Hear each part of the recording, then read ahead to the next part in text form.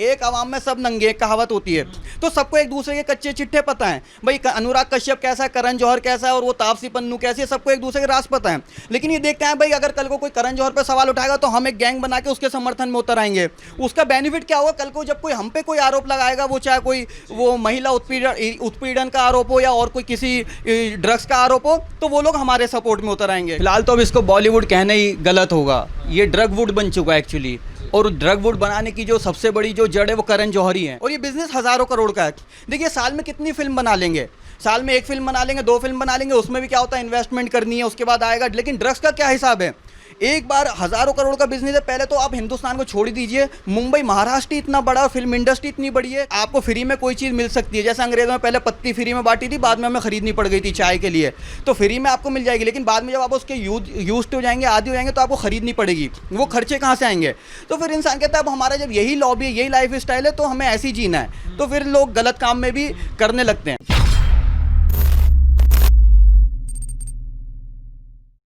Sir आप खुद इस इंडस्ट्री से रहे हैं, आपने इस इंडस्ट्री को बहुत पास से देखा है, जैसे आप कास्टिंग डायरेक्टर हैं। तो सर जो जनता इल्ज़ाम लगा रही है, जनता लगातार कह रही है कि वहाँ पे कास्टिंग काउच जो चीज़ें निकल कर आती हैं बॉलीवुड से, हम भी देखते हैं कि कास्टिंग काउच की बात चलती है। कहा जाता है कि ड्रग पार्टी तो वहाँ बहुत नॉर्मल होता है, आप जितने ऊपर जाएंगे आपको एक से एक बड़ा नशा देखने को मिलता है, वहाँ बड़े बड़े बंदे नशा ही करते हैं। तो आप भी वहाँ रहे हैं, आपने बड़े करीब से देखा होगा किस तरीके से सारी चीज़ें, क्या कितनी सच्चाई है इसमें? देखिए जो ड्रग्स पार्टीज़ होती हैं, रेप पार्टी होती हैं और ये जो कास्टिंग काउच है, ये सब एक दूसरे का हिस्सा है। यानी जब इस तरह की पार्टी होती है तो उसी में सब डिसाइड हो जाता है। देखिए जो बड़ी बड़ी फिल्म्स की जो कास्टिंग होती है कहाँ होती है, वो ऑडिशन में नहीं होती। ऑडिशन किस चीज़ के होते हैं, एक दिन का कोई शूट के लिए कोई कैरेक्टर चाहिए, कोई सहेली चाहिए, कोई दोस्त चाहिए, उसके लिए ऑडिशंस होते हैं। मेन कास्टिंग कैसे होती है, करण जौहर ने एक पार्टी करी, मैं उस पार्टी में गया, वो मान लीजिए मैं कास्टिंग डायरेक्टर हूँ, तो उसमें कहेगा रात को जब वो फ्री हो जाएगा कि अमन अच्छा एक काम करो, मेरे ऑफिस आके मिल जाना। जो एक्टर्स आई हुई होंगे उनसे कहेगा हाँ ठीक है सुबह मिलते हैं। रात को तो वहाँ पे फिक्सिंग हो जाती है, हाँ जी ये एक्टर रहेगी, ये हीरो रहेगा, ये कास्टिंग करेगा, वहाँ पे ड्रग्स लो, आपस में जो भी करो। वो जो कास्टिंग काउच का जो है, वो उसका जो उस पार्टी में जा रहा है, ये जो उस पार्टी में जा रही है, वो खुद ही यूज्ड टू होते हैं, उन्हें पता होता है अगर हम इस पार्टी में जा रहे हैं इसमें हमें बड़ा प्रोजेक्ट मिलेगा और हमें ये चीज़ों का सामना करना पड़ेगा। तो वहाँ पे जितनी ईजी वो ड्रग्स है उतना ही कास्टिंग काउच भी वहाँ पे बहुत चलता है और इसका हिस्सा कास्टिंग डायरेक्टर ही होते हैं। देखिए कोई भी बड़ा प्रोड्यूसर डायरेक्टर सीधा एक्ट्रेस से तो कहेगा नहीं कि भाई आपको ये करना पड़ेगा जब प्रोजेक्ट मिलेगा, ना कोई स्टार कहेगा। तो बीच की जो कड़ी होती है वो होता है कास्टिंग डायरेक्टर। करण जौहर जैसे या बड़े जो प्रोडक्शन हाउस है वो कहेंगे ठीक है भाई मैं एक फिल्म बना रहा हूँ, उसकी कास्टिंग आप देख लेना और जो एक्ट्रेस होगी उसे भेज देना। तो भाई मैं कहूँगा ठीक है, या जो भी कास्टिंग डायरेक्टर वो ठीक है। और एक्ट्रेस को भी काम चाहिए। देखिए जब आदमी एक अपना शहर छोड़ के, सिटी छोड़ के दूसरे शहर में जाता है, कुछ बनने जाता है, पहले तो उसके सपने होते हैं और उस सपने से अलग उसकी फाइनेंशियल भी कुछ कंडीशंस होती हैं। अगर कोई रेंट पे रह रहा है, रेंट देना है, और अपने जो अगर 1-2 प्रोजेक्ट करने के बाद और जिम्मेदारी बढ़ जाती है कि उसे मेंटेन रखना। देखिए कहते हैं ना कि वो हाथी पालना खरीदना आसान है, पालना मुश्किल है। तो जब आप मुंबई में चले आते हैं, आपके खर्चे हैं, आपको गाड़ी भी लग्जरी चाहिए, आपके यहाँ फ़ोन आईफोन ही होना चाहिए। और जो आपको पार्टी करनी है, शुरू में क्या होता है कि आपको फ्री में कोई चीज़ मिल सकती है। जैसे अंग्रेज़ों में पहले पत्ती फ्री में बांटी थी, बाद में हमें खरीदनी पड़ गई थी चाय के लिए, तो फ्री में आपको मिल जाएगी। लेकिन बाद में जब आप उसके यूज्ड हो जाएंगे, आदी हो जाएंगे, तो आपको खरीदनी पड़ेगी। वो खर्चे कहाँ से आएंगे? तो फिर इंसान कहता है अब हमारा जब यही लॉबी है, यही लाइफ स्टाइल है, तो हमें ऐसे ही जीना है। तो फिर लोग गलत काम में भी करने लगते हैं। मतलब आप कह रहे हैं कि कास्टिंग काउच इतना नॉर्मल हो चुका है कि सब समझ चुके हैं कि भैया यही काम करना है, अब क्या करना है कर ही लेते हैं। बिल्कुल करना है तो कर ही लेते हैं। हाँ देखिए अगर मैं आज मुंबई जाता हूँ मेरे लिए नॉर्मल हो सकता है ना हो, लेकिन जो मुंबई में 6 महीने साल से 2 साल से रह रहा है तो उसके लिए नॉर्मल है। नॉर्मल क्यों है? जो उसका जो फ्रेंड सर्किल है, जब वो भी पुराने लोग बताते हैं। देखिए जब हम मुंबई नए नए गए तो हमने कहा अरे ये क्या हो रहा है, तो जैसे मैं बैंड स्टैंड गया, वहाँ का जो एटमॉस्फेयर था मुझे बड़ा अजीब लगा, ये कैसे हो रहा है। लेकिन लोगों ने बोला भाई यहाँ तो नॉर्मल है, कुछ भी नहीं है, लड़के लड़कियाँ कपल्स बैठे हैं, साइड में बैठे हैं। तो जब हम अचानक से कोई चीज़ देखते हैं तो वो हमारे लिए अजीब हो सकती है। फिर एक चीज़ और है, जो मान लीजिए अगर आज कोई लड़की कुछ गलत काम नहीं कर रही है, लेकिन वो देखती है अरे यार मेरे साथ की जो फ्रेंड थी वो उसे बड़ा प्रोजेक्ट मिल गया, उसे तो बजट भी अच्छा मिल गया, इतना बजट भी मिला और अच्छा काम भी मिला, उसको लाइमलाइट मिल गई। तो फिर वो देखती नहीं यार शायद मुझे लगता है इसके बिना काम नहीं होगा, और उसके पास ऑफर भी डेली ये आते हैं। देखिए जब आपके पास 1 महीने 5 काम आएंगे और 5 में 4 में ये वाला ऑफर होगा, और जिसमें ये ऑफर नहीं होगा वो काम कैसा होगा जी? आपको कैंटीन में बैठे हुए एक सीन ले लिया, आपको मार्केट में शॉपिंग करते हुए एक सीन ले लिया, उससे सेटिस्फेक्शन नहीं होती है। मगर सर जो चीज़ें अब निकल कर मीडिया में सामने आ रही हैं कि जो नए लोग जाते हैं मुंबई के अंदर, बॉलीवुड के अंदर, उनको अब ड्रग के बिजनेस में लगाया जाता है कि आप इस बिज़नेस को भी करते रहिए, आप हमारे साथ भी काम करते रहिए, और अगर आप ये नहीं करेंगे तो हम आपको फंसा देंगे। इस तरीके की भी चीज़ें जिस जनता जो सवाल पूछ रही है कि ये चीज़ें भी चल रही हैं। बिल्कुल देखिए आप गलत काम किससे कराएंगे? जिसे ज़रूरत होगी। अब कल को क्या मैं किसी जो बड़ा कोई जो ऑलरेडी फाइनेंशियल स्ट्रांग है या कोई अच्छे बैकग्राउंड से, मैं उसे कह सकता हूँ तू ड्रग्स पैडलिंग कर ले, नहीं, वो मेरी नहीं मानेगा। तो जो न्यू कमर जाते हैं, जो स्ट्रगल कर रहे होते हैं, जिन्हें पैसों की भी ज़रूरत है, काम की ज़रूरत है, ये लोग उन्हें, अब रिया चक्रवर्ती को इतनी बड़ी स्टार तो है नहीं, अगर उसका काम देखोगे कुछ भी नहीं किया है, लेकिन उसका लाइफ स्टाइल आप देखें उसके भाई का। एक इंटरव्यू में रिया चक्रवर्ती कहती कि मैंने सुशांत सिंह के साथ मिलकर एक कंपनी शुरू करी, उसमें हम तीनों को 35 हज़ार रुपये डालने थे, मेरे भाई पे 35 हज़ार रुपये भी नहीं थे, मैंने उसे 35 हज़ार रुपये दिए और वो उसने उसके अकाउंट में डाले। अब पहली बात ये, अगर आपके भाई के पास 35 हज़ार रुपये भी नहीं है, आप उसे सुशांत सिंह राजपूत के बिजनेस में पार्टनर बनवा क्यों रहे हो? यानी चलिए आपने 35 हज़ार रुपये डाल दिया, उसके बाद बाकी बिजनेस कैसे चलेगा? तो इनके पास जो इनका लाइफ स्टाइल आप देखोगे, ये सब यही काम होता है, ड्रग्स पैडलिंग हो गई। और उन लोगों को भी चाहिए ऐसे लोग, करण जौहर जैसे जो लोग हैं। अब करण जौहर कोई जा के लोगों को ड्रग्स तो बेचेगा नहीं, और ये बिजनेस हज़ारों करोड़ का है। देखिए साल में कितनी फिल्म बना लेंगे, साल में 1 फिल्म बना लेंगे, 2 फिल्म बना लेंगे, उसमें भी क्या होता है, इन्वेस्टमेंट करनी है, उसके बाद आएगा। लेकिन ड्रग्स का क्या हिसाब है? एक बार हज़ारों करोड़ का बिजनेस है। पहले तो आप हिंदुस्तान को छोड़ ही दीजिए, मुंबई महाराष्ट्र इतना बड़ा, फिल्म इंडस्ट्री इतनी बड़ी है। जया बच्चन जी ने एक बयान में बोला था, भाई हमारी इंडस्ट्री 5 लाख लोगों को काम देती है डायरेक्टली, और 50 लाख लोगों को, 5 मिलियन लोगों को काम देती है इनडायरेक्टली। तो अगर हम उनकी माने तो 55 लाख लोगों को फिल्म इंडस्ट्री काम दे रही है।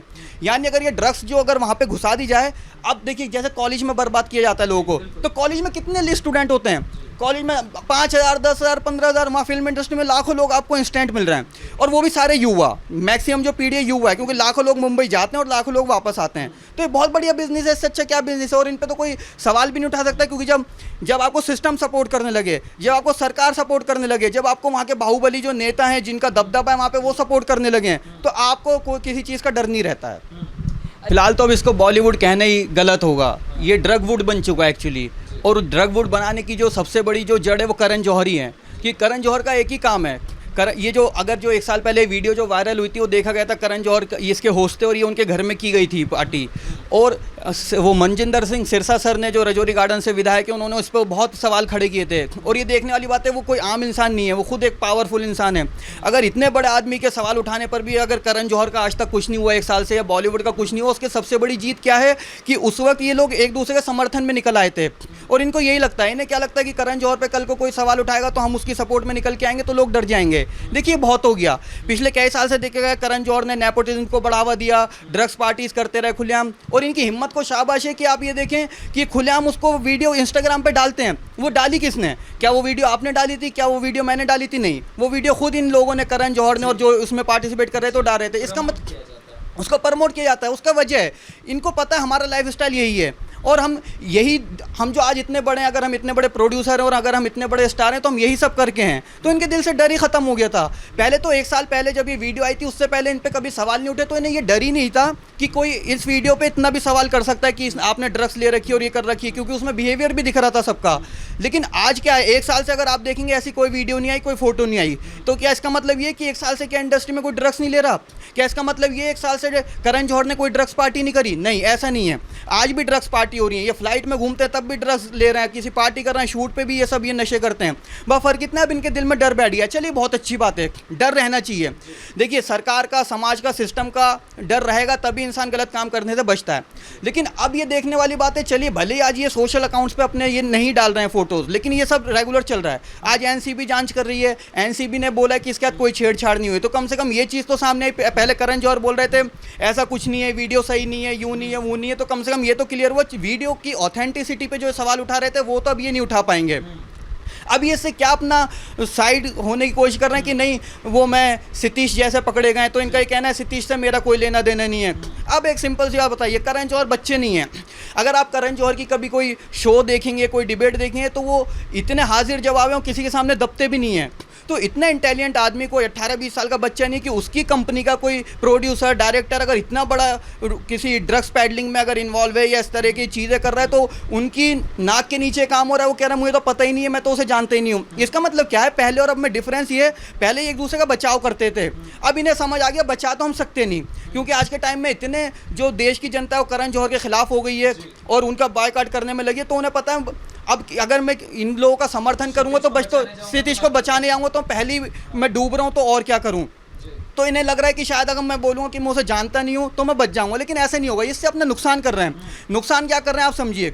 एनसीबी, एनआईए, सीबीआई जैसी जो इन्वेस्टिगेशन एजेंसीज हैं वो इनके कहने से तो चलती नहीं है, वो अपनी इन्वेस्टिगेशन करती हैं। आज नहीं तो कल सतीश भी इनका सच बताएगा, वो भी जब देखेगा यार करण जौहर मेरे तो बचाव में नहीं आ रहा तो मैं इसकी क्यों इज्जत रखूं। रिमांड पे रख लिया गया। रिमांड पे रख लिया गया तो रिमांड पे क्या, रिमांड पे उन्हें कोई चाय पानी तो कराया नहीं जा रहा होगा, उनसे सवाल किए जा रहे होंगे सख्ती से, तो आज नहीं तो कल वो टूट जाएंगे। इसमें क्या होता है, एनसीबी कल को ये कहेगी कि भाई तू 4 दिन पहले बोल रहा था मेरा कोई इन्वॉल्वमेंट नहीं है और आज तेरा इसमें नाम आ रहा है। अगर ये आज ही अगर आगे बढ़ के अपनी गलती मान ले, हाँ जी हमारा इतना इन्वॉल्वमेंट था, हाँ ठीक है, हो सकता है 100% आपने सब कुछ गलत ना किया हो, लेकिन आप ये बताइए, हाँ जी पार्टी मैंने की थी, ड्रग्स वो लाया था, ये ड्रग्स में लाया था, पार्टी उसने की थी, ये मैंने किसी को फोर्स नहीं करा। और यही तो चीज़ होती है कि आप जांच से आखिर भागते क्यों हैं।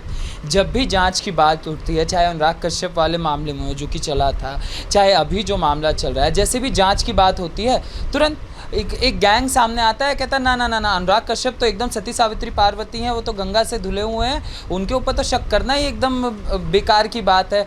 करण जौहर पे आता है, करण जौहर को भी कहा जाता है कि करण जौहर तो बहुत पवित्र आदमी है, उनके ऊपर आप ऐसे सवाल खड़े करते हैं। तो जब सवाल तो ये है ना सर, जनता का मुँह दबाया जा रहा है, जनता सवाल भी ना पूछे। आपके अगर टिकट खरीदती है, आपकी पिक्चर देखते हैं, और क्या ये हक नहीं है जनता की कि जनता सवाल पूछे। देखिए पहले तो हमारे देश में डेमोक्रेसी है, लोकतांत्रिक देश है हमारा, सवाल करना हमारा संवैधानिक अधिकार है, तो इससे तो हमें कोई नहीं रोक सकता। और दूसरी बात आप ये देखें, जैसे अब अनुराग कश्यप की अगर हम बात करें, आप कह रहे हैं कि इसमें बचाव में लोग उतर के आ रहे हैं। पहले तो मुझे ये नहीं समझ आता, अगर आज पायल घोष कह रही है मेरे साथ ऐसा हुआ, तो तापसी पन्नू कह रही है कि वो बहुत अच्छा आदमी है। देखिए आप एक बात बताइए, कहीं कानून में नहीं लिखा है, संविधान में नहीं लिखा कि अगर अनुराग कश्यप मेरे साथ अच्छा है तो सबके साथ अच्छा होगा, ऐसा कहीं नहीं होता। ये अंडरस्टैंडिंग होती है, हो सकता है मैं आपके साथ अच्छा हूँ, मैं दूसरे के साथ कोई गलत काम कर रहा हूँ, तो दूसरी गारंटी आप कैसे ले सकते हो? जिस पे बीतती है वो जानता है। कल को अगर आप किसी बात पे आपके साथ कोई प्रॉब्लम होगी और आप आवाज़ उठाएंगे, हम भी कहेंगे वो बंदा तो बहुत अच्छा है, ये बहुत अच्छा है। अब जैसे आप देखते हैं एक्सीडेंट हो जाता है, तो ड्राइवर बहुत अच्छा होता है, वो 1 साल से गाड़ी चला रहा होता है, कभी भी एक्सीडेंट कर देता है, तो ये कोई लॉजिक नहीं है। सवाल ये है ना सर कि जब जांच की बात आती है, जब से ड्रग की बात चली है कि अब ड्रग की जांच होगी, जब एनसीबी गई महाराष्ट्र मुंबई में, उसके बाद से जया बच्चन आ जाते हैं संसद में, कहा जाता है जिस थाली में खा रहे हैं उसी में छेद कर रहे हैं। संजय राउत जिस तरीके से आते हैं, बॉलीवुड को बदनाम करने की कोशिश हो रही है। जावेद अख्तर बॉलीवुड का बहुत बड़ा लेखक चेहरा, वो आके कहते हैं कि बॉलीवुड को बदनाम किया जा रहा है। तो इन्हीं को तो कहा जाता है, जनता इनको नाम दे रही है बॉलीवुड बचाओ गैंग। आप जाँच से क्यों भाग रहे हैं? ये जांच से इसलिए भाग रहे हैं क्योंकि आज तक ऐसा होता है। जैसा भी मैंने एक एग्जांपल दिया था, 1 साल पहले एक वीडियो आई, उसके ऊपर कोई एक्शन नहीं हुआ था, तो इन्हें ये पता चल गया कि अगर आज हम आपको बचाएंगे तो कल को सामने वाला हमें बचाएगा। सब गलत है। देखिए एक आवाम में सब नंगे, एक कहावत होती है, तो सबको एक दूसरे के कच्चे चिट्ठे पता है। भाई अनुराग कश्यप कैसा है, करण जौहर कैसा है, और वो तापसी पन्नू कैसी है, सबको एक दूसरे के राज पता है। लेकिन ये देखते हैं भाई अगर कल को कोई करण जौहर पर सवाल उठाएगा तो हम एक गैंग बना के उसके समर्थन में उतर आएंगे। उसका बेनिफिट क्या होगा? कल को जब कोई हम पे कोई आरोप लगाएगा, वो चाहे कोई वो महिला उत्पीड़न का आरोप हो या और कोई किसी ड्रग्स का आरोप हो, तो वो लोग हमारे सपोर्ट में उतर आएंगे। तो एक गिव एंड टेक एक वो होती है, एक पॉलिसी, एक कहावत है, कहते हैं गिव एंड टेक, एक हाथ से दो एक हाथ से लो। तो ये वो चल रहा है, लेकिन ये अब और नहीं चलेगा क्योंकि अब जनता समझदार हो गई है। पहले जनता इतने खुल के आवाज़ नहीं उठाती थी, पहले हम सिर्फ व्यूअर थे। व्यूअर का मतलब क्या होता है? हम सिर्फ देखते थे हो क्या रहा है। आज हम सिर्फ देखते नहीं है, आज हम उस पर आवाज़ उठाते हैं। भाई हाँ, हम रिएक्ट करते हैं। भाई अगर ये आपका फोटो ऐसा है तो आप इस फोटो में इतना अजीब क्यों लग रहे हैं? कहीं आपने ड्रग्स तो नहीं ली? अरे आप उस शो के होस्ट हैं, लेकिन आप ये बोलते में आप इतने अजीब सा क्यों दिख रहे हैं? कहीं आपने कुछ गलत वो तो नहीं कर रखा, कोई नशा तो नहीं कर रखा? तो अब हम रिएक्ट करते हैं उस पर। तो ये चीज़ें बहुत बेनिफिट देंगी आगे इंडस्ट्री को।